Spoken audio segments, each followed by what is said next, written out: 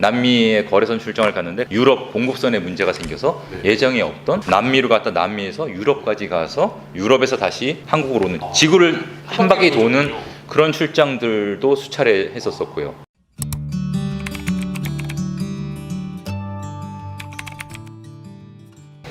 플랜 B 디자인의 신간 리글로벌 정혜평 작가님 모시고 우리 책 이야기 나눠보도록 하겠습니다. 작가님 저희 인사 한번 부탁드리도록 하겠습니다. 네, 안녕하세요. 방금 소개받은 정혜평이라고 합니다. 작가라는 호칭이 아직은 조금 낯설긴 하고요. 저는 현재는 CJ제일제당에서 글로벌 업무를 맡고 있습니다. 제가 신입사원부터 입사를 했던 삼성물산 종합상사 부문에서 상사맨으로서 대부분 직장 생활을 했고요. 그 상사맨으로서 중남미부터 시작해서 남미, 유럽, 러시아, 아시아, 아중동 전 세계 한 50개국 이상, 200여 도시 한 300회 이상 출장을 현재 포함해서 진행을 했고요. 주재원 생활, 유럽에서 판매 법인장으로 주재원 근무도 했고, 또 러시아에서는 지역 전문가 근무를 해서 하여간 해외 영업 관련해서 글로벌한 생활 업무를 지금 좀 하고 있습니다. 네. 보통 이렇게 회사 다니시면서 책 쓰기가 쉽지 않으시잖아요. 네. 그게 시간이나 이런 게 좀 여유가 괜찮으셨나 봐요. 만일 책을 쓴다고 생각을 하고 쓰면은 글 쓰는 게 좀 부담스럽고 쉽지는 않을 것 같기도 해요. 근데 제가 책을 쓰게 된 계기는 한 20여 년간 근무를 하면서 해외에서 여러 가지 미팅하고 출장을 다니고 여러 국가들을 다니면서 이런 사례들을 계속 좀 정리를 하고 있었고, 이런 것들을 좀 기록을 해서 이 글로벌 비즈니스 하시는 분들 아니면 후배 아니면 동료분들한테 제 경험이 조금 도움이 됐으면 하는 생각을 계속 가지고 있었어요. 그런 생각을 쭉 가지고 있고 정리를 하고 있다 보니까 책을 쓰자고 마음을 딱 먹고 시작을 한 후에는 한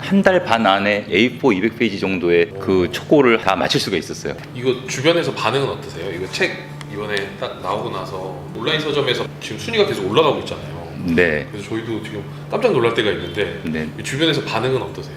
우선 제가 책 낸다는 얘기를 하진 않았었거든요. 네. 솔직히 말씀드리면 저희 부모님한테도 제가 책이 나온 다음에 갖다 드렸거든요. 그래서 그 정도로 이 얘기를 좀 안 했었는데, 이쪽 분야에 저희가 해외 영업에 많이 종사를 하고 있고 글로벌 비즈니스들에 많이 관심을 갖고 있음에도 불구하고 이런 분야에서 책이 사실 그렇게 딱히 있지는 않았었던 게 사실이거든요. 그래서 제가 책이 나온 다음에 지인들이 굉장히 좀 반응이 정말 필요한 얘기들을 적게 잘 내준 것 같다, 이런 좋은 말씀들을 좀 많이 좀 듣고 있습니다. 어떤 책인가요? 이 리글로벌이라는 책은? 리글로벌이라는 책은 제가 말씀드린 대로 해외 영업, 글로벌 비즈니스에 관련된 얘기들인데, 제가 20년 동안 각 국가들에 다니면서 경험했던 여러 사례들을 갖다가 예시를 들면서 우리 주니어 분들한테는 출장을 준비하는 출장 준비부터, 예를 들어 가장 기본적인 3일 출장, 5일 출장, 아니 2주 이상 출장 때 가방은 어떻게 싸고 어떤 준비물, 또 어떤 복장들을 가져가야 비즈니스 에티켓을 지킬 수 있는지, 그런 팁부터 시작을 해서, 더 중요한 거는 출장을 가서 우리가 해외 거래선들이랑 미팅을 하고 만남을 많이 가지니까 그때 협상, 미팅에 대한 준비들, 어떤 자료, 어떤 전략을 세워서 제 경험을 근거로 했지만 그 출장 협상에서 조금 성공적인 결과를 도출할 수 있는 그런 내용들을 좀 많이 담았고요.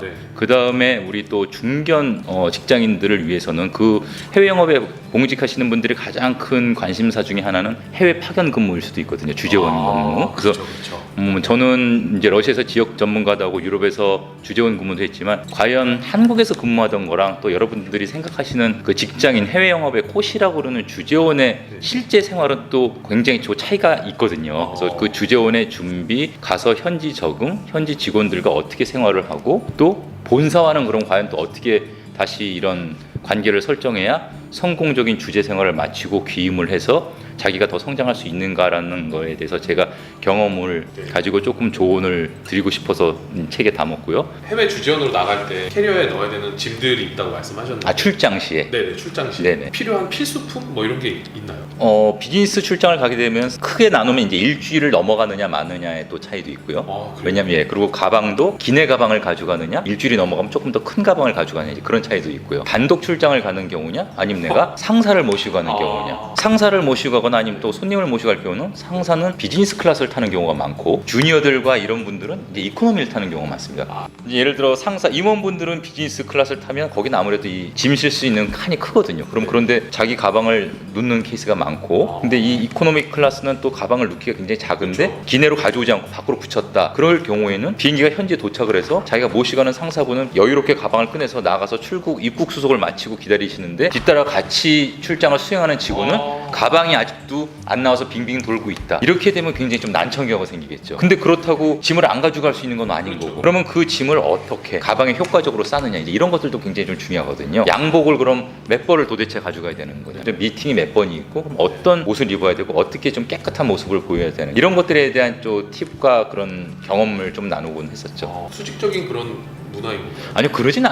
않고요. 뭐 꼭 그렇진 않더라도 그냥 당연히 매너, 혼자 매너인 가더라도 거죠. 그렇죠. 출장 시에 그러면 이 양복 뭐 비즈니스 캐주얼을 어떻게 준비를 할 것인지, 네. 어떻게 좀 싸야 될 것인지, 또한 미팅에 필요한 것들은 어떻게 준비해야 되는지, 뭐 이런 것들도 하나의 비즈니스 매너가 되겠죠. 그렇죠. 그럼 정장 이런 것도 가방에 이렇게 넣는 방법이 다 있나요? 재킷도 좀 접어서 집어넣는 방법들이 있죠. 그리고 30시간 가는데 또 양복 입고 타고 가긴 그러니까요. 좀 되게 또 피곤하잖아요, 그죠? 또 미팅할 네. 때 또 정장 입어야 되는데 그렇죠. 수트케이스를 들고 다니기는 또 어려우니까. 그러니까 수트케이스를 가져다니는 경우도 있지만 그것도 사실 좀 어떻게 번거롭기 때문에 네. 그럼 바지를 몇 개를 정도를 가져가야 되고 자켓은 어떻게 가져가야 되고, 그래서 사실 제가 이 제 책 안에도 비즈니스 캐주얼 같은 건 조금 어떤 종류의 옷을 입으면 좋겠다라는 그런 의견과 제 경험 같은 걸 좀 공유를 좀 하고 있습니다. 좋은 책이네요. 네. 한국인들이 좀 협상에 대해서 약간 약한 면들이 많이 있어요. 어, 특히 외국 분들과 이제 해외 거래선과의 협상에서 저희가 약한 부분들이 적지 않았는데, 그 해외 협상에 관련해서 그걸 우리가 어떻게 준비하고 어떤 스토리텔링을 만들고 어떻게 접근을 하고 직급별로 아니면 그 주제에 대해서 어떻게 사전 조사를 하고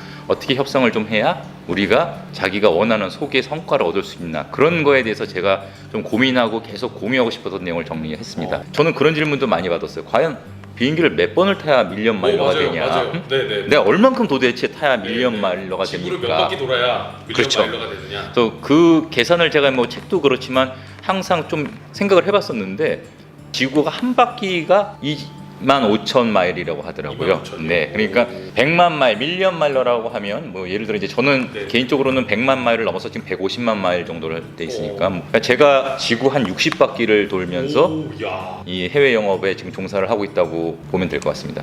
네. 이 상사맨이라는 사람들은 어떤 사람들인가요? 종합상사라고 하면 우리나라와 일본에만 있는 좀 특이한 조직입니다. 외국의 물건을 소싱을 해서 다른 나라에 또 팔거나, 그 삼국 영업이라고 하죠. 네. 그리고 또 우리 제품들을 또 외국에 소개를 시켜주고. 네. 그렇지만 종합상사의 또 특징 중에 하나는 공장을 운영하지 않는다.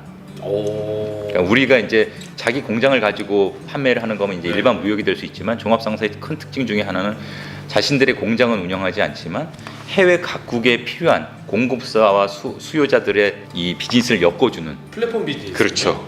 그런 역할을 하기 때문에 다양한 비즈니스 모델이 있습니다. 그래서 오지를 비롯해서 네. 전 세계를 다니면서 비즈니스 찬스를 찾아서 사업을 진행하고 또 이익을 창출하고 네. 그런 일을 하고 있습니다. 네. 다양한 비즈니스 모델이 있다고 하셨잖아요. 네네. 갑자기 궁금한 건데 이런 것까지 팔아봤다. 기억에 남는 어떤 상품, 비즈니스 모델 뭐 그런 게 있으실까요? 그 각자의 이제 자기 비즈니스 전공 분야들이 있습니다. 예를 들어 정보통신 분야, 뭐 철강, 화학, 그런 쪽으로 각자 분야들이 있고요. 네. 또 자파같이 또 다루고 네. 하는 분야들도 있어요. 저는 개인적으로 이제 브랜드 비즈니스, B2C 비즈니스 쪽에 브랜드 사업에 계속 특화돼서 그쪽 비즈니스를 했고요. 근데 예전에 저희 그 사례를 보면은 뭐 전쟁 걸프전 났었을 때 방독면도 종합상사에서 어렌지에서 팔고, 네, 그런 네. 전쟁 관련 제품들도 네. 뭐 수급 공급도 하고 이제 이런 비즈니스까지도 하고요. 작가님 다니셨던 50개국 정도 다니. 예, 한 55개국 정도 되는 것 같습니다. 네. 네네. 가장 여행하기 좋은 나라는 어디나요? 이제 50개국을 넘게 다녔지만 한 나라에 한 뭐 6, 7번, 10번씩 가는 국가들도 있을 텐데, 좀 아쉽지만 비즈니스 하면서 여행이라고 할 수 있는 기회는 별로 없고, 공항, 그죠? 미팅, 그렇겠네요. 굉장히 짧게 이 스케줄로 움직이기 때문에 공항, 사무실, 호텔, 공장, 미팅, 다시 복귀, 그런 면들이 좀 많이 있습니다. 관광지는 포함되지 않는군요. 그 유명한 관광지들은 거의 뭐 못 보는 경우가 많죠. 일례로 남미 출장을 한번 가면 2주 정도 가는데 2주 네. 동안 5나라를 가야 되거든요. 네. 그러면 남미까지 비행기로 여기서 30시간이 걸리고 이틀이 걸리고, 도착해서 한 나라에 이틀 있고 다른 나라 가서 또 이틀 있고, 주말엔 또 이동을 하고 또 세 번째 나라 가서 또 3일 있고 네 번째 나라 가서 또 3일 있고 다시 주말을 이용해서 한국으로 돌아오기 때문에, 그런 스케줄 하에서는 사실은 조금 여유를 두고 현지 문화와 그 관광을 한다든가 이런 건 부족한 점이 없지 않아 있죠. 중요한 에티켓, 비즈니스 매너 이런 거 있으세요? 뭐 많은 분들이 알겠지만 기본적으로 중국 같은 데 가면은 이런 미팅 후에 식사, 네. 예절, 뭐 이제 술자리 이런 것들도 적지 않이 조금 준비를 좀 하셔야 되고요. 왜냐면 준비를 한다는 게 뭐 마음의 준비 및 뭐 체력의 준비도 필요하겠죠.